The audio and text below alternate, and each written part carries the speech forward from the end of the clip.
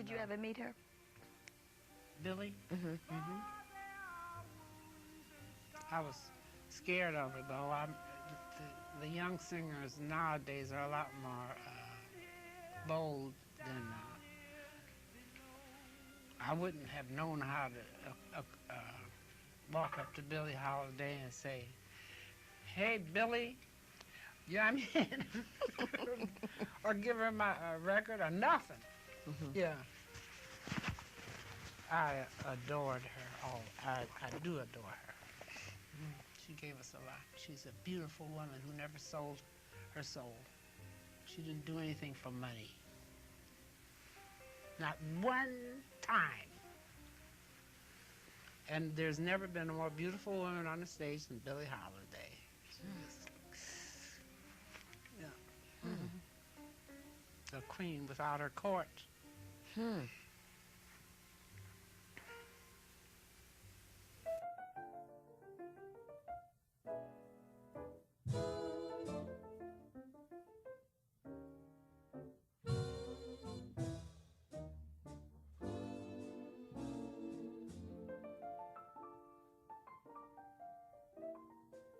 All of me, why not take all of me?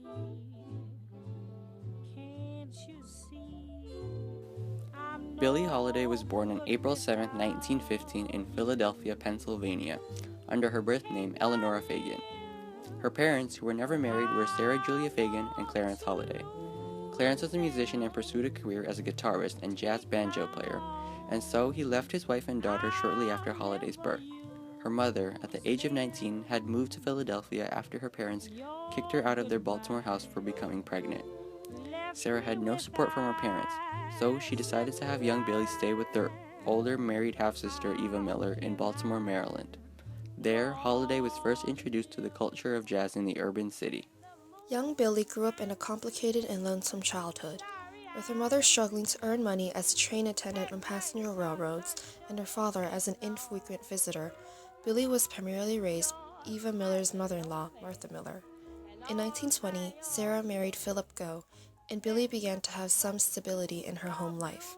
However, the marriage lasted only 2 years, causing her mother to go back to working transportation jobs and Billie to go back under the care of the Millers. The absence of her mother and being under the care of essential strangers left Billie very unhappy. She suffered in this lifestyle for much of the first 10 years of her life. Billie frequently skipped school, and eventually her unexcused absences resulted in her being brought forth before the juvenile court on January 5, 1925, at just 9 years of age. The ruling sent her to the House of Good Shepherd, a Catholic reform school for troubled African American girls. On March 19, 1925, she was baptized there, and on October 3, 1925, after 9 months in care, she was returned back to her mother's guidance. Billie's mother had opened a restaurant called the East Side Grill, where the two worked for hours on end. By just 11 years old, Billie had dropped out of school. Billie's life of tragedy would soon begin on December 24, 1926. After returning home one day, Billie's mother found a neighbor attempting to rape her daughter. The neighbor was arrested and Billie was once again sent to the House of Good Shepherd. In February of 1927, at almost 12 years old, Billie was released and found a job. That job, however, was running errands for a brothel. At the end of 1928, Billie's mother had moved to Harlem in New York to try to find another job, and left her daughter under the care of the Millers once again. In early 1929, Billie joined her mother in New York. Her mother became a prostitute at their landlady's brothel, and soon after arriving in Harlem, Billie, not yet 14, became a prostitute herself. In May, Billie and her mother were sent to prison when their brothel was raided, and after working in a workhouse for some months, Billie's mother was released in July, then Billie in October. Despite the desperate and bleak times, Billie found comfort in music, especially in jazz artists, particularly Bessie Smith and Louis Armstrong. By 1930, Billie began singing at a number of different Harlem nightclubs, working for tips. She had no technical training and never learned how to read music, but she found her way into the dynamic jazz culture of the country. She borrowed her stage name Billie Holiday from an admired actress, Billie Dove, and her musician father, Clarence Holiday. Billie then paired up with tenor sax player Kenneth Holland a neighbor, from 1929 to 1931, performing at clubs like the Grey Dawn, Pods and Jerry's, and the Brooklyn Elks Club. Holiday's reputation grew, and she began to perform at more clubs, during which she was able to connect with her father, who happened to be in a band. In 1933, John Hammond first heard Holiday perform at just 18 years old, and arranged a recording debut for her with Benny Goodman in November of 1933. For just a debut recording, their first song, Your Mother's Son-in-Law, sold 300 copies, while their second song, Riffin and the Scotch, sold 5,000 copies. Holiday's fame steadily grew, and Hammond called her an improvising jazz genius. In 1933, Holiday recorded 4 songs that became big hits, including What a Little Moonlight Can Do and Miss Brown to You, and this success further pushed her jazz career.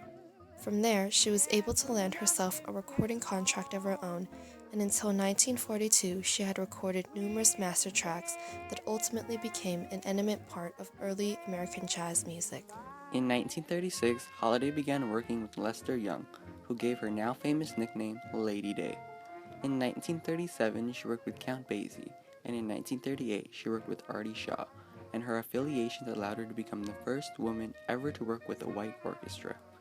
Through her partnerships, Holiday became more renowned and eventually found herself in direct competition with Ella Fitzgerald. Their competition, however, quickly turned into a friendship. Billie Holiday's career would forever change in 1939 with her introduction to the song Strange Fruit, written by Abel Meeropol, a teacher who wrote it as a poem. The song tells about the graphic horror of the lynchings of African Americans. Though the number of lynchings greatly decreased by the 1950s, Holiday's performance of the song at the Cafe Society in New York made a great cultural and social impact with the lingering racial tensions. The song exploded in popularity as Billie began to perform Strange Fruit every night to end her shows. Holiday's label, Columbia, refused to allow Billie to record the song, prompting her to record it with a different label, Commodore. Strange Fruit became Billie Holiday's greatest contribution to the Harlem Renaissance. At the time, she was just a simple jazz vocalist with talent, but with Strange Fruit, she transcended that and became a social and racial activist protesting the discrimination of African Americans and advocating for racial equality. Southern trees bear strange fruit, blood on the leaves and blood at the root, black bodies swinging in the southern breeze, strange fruit hanging from the poplar trees.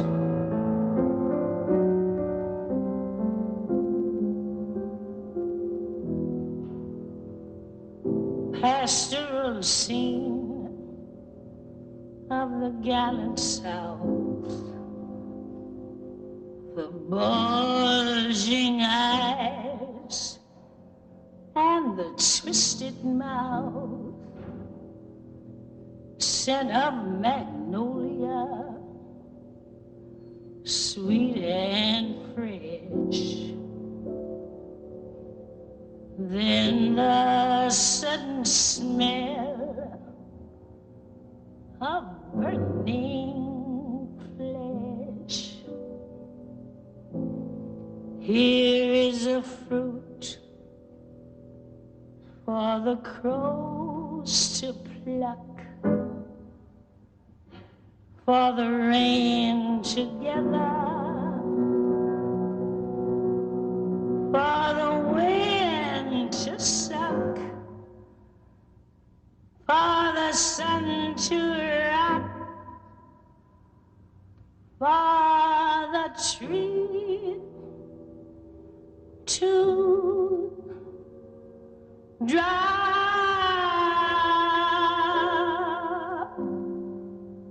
Here is a strange and bitter cry.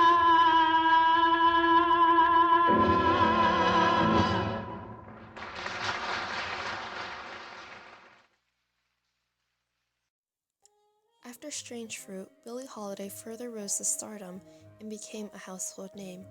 From 1952 to 1959, Holiday recorded nearly 100 more recordings under the label Verve. Within her nearly 30-year career, Billie released 11 studio albums, including An Evening with Billie Holiday, Lady Sings the Blues, and Lady in Satin, and another album titled Last Recordings, released a year following her death. Her career was not only limited to the music industry, as she also went on in the film industry in movies such as 1935's Symphony in Black with Duke Ellington and 1947's New Orleans. Do you know what it means to miss New Orleans when that's where you left your heart? Andy, didn't I tell you not to let me catch you at that piano again? I'm sorry, ma'am. If I'd have heard you coming, I wouldn't have let you catch me. Oh, Andy, you're incorrigible. This is Miss Merrily. Hello, Andy. Welcome to New Orleans, Miss Merrily. Oh, thank you. Oh, let me fix you a good hot tub, and it will melt away all your tiredness. Wonderful. Holiday even went on to have not one, but 2 sold-out concerts at Carnegie Hall. As an artist of the Harlem Renaissance, her music and songs gave inspiration and power for blacks to advance themselves in society and institute social changes. Her music celebrated black excellence, and had it not been for Billie Holiday, jazz and the blues would not have gained such popularity. With her success and fame, however, also came troubles and problems for Lady Day. Beginning in the early 1940s, Holiday developed a heavy drug addiction behind her curtain of fame. She used narcotics and also smoked, and was even arrested on May 16, 1947, for her possession of the narcotics. On May 27th, Holiday went to court. In the case, the United States of America versus Billie Holiday, her lawyer had declined to come to trial to represent her, and after some time into the trial, Holiday became dehydrated and was unable to swallow food, forcing her to plead guilty and to be sent to the hospital. In 1941, Holiday married the trombonist Jimmy Monroe, and while still married, got involved with trumpeter Joe Guy, who was also her drug dealer. In 1947, Holiday divorced Monroe and also broke ties with Guy. While still heavily hooked onto her drugs, Holiday continued to perform at clubs and to make recordings. However, her overuse of drugs began to affect her quality of tone. By the 1950s, Holiday's drug abuse and drinking, as well as her relationships with abusive men, caused her health to worsen. Her voice grew rough and raspy, and it no longer rang with its rich and powerful color. Nonetheless, she pushed on to perform at concerts and to make recordings, and while her voice was rather fragile, it didn't lose the character that made the voice hers.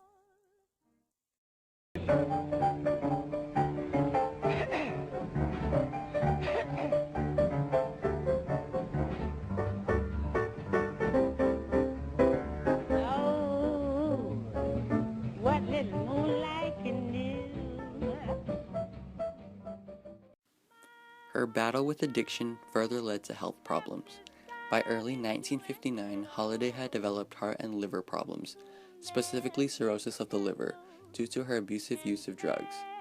She held back on drinking due to doctor's orders, but relapsed after some time.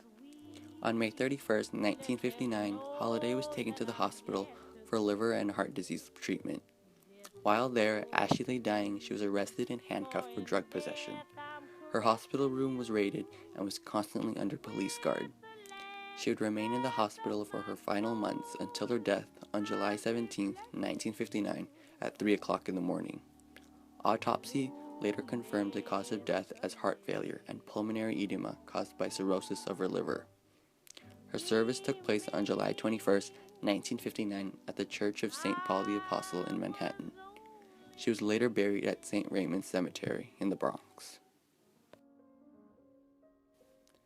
It must be made clear that Billie Holiday did not die as an addict. She died as a talented jazz vocalist, and as a vocalist, she was truly an artist whose voice spoke and sang about social and racial injustice, pure joy, and tragedy. Billie Holiday was a one-in-a-million talent that influenced and inspired generations, and will continue to inspire more generations in the decades to follow.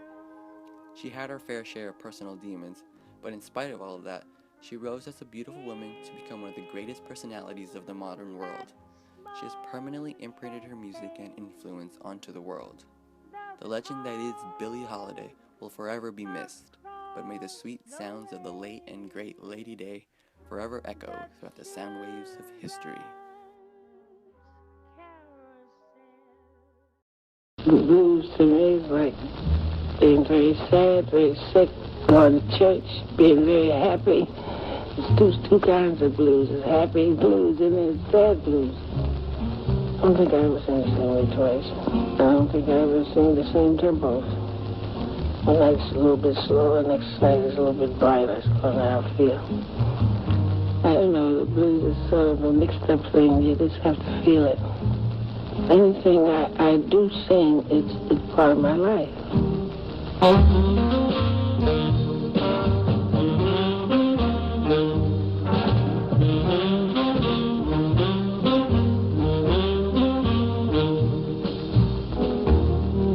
My man don't love me. He treats me oh so mean.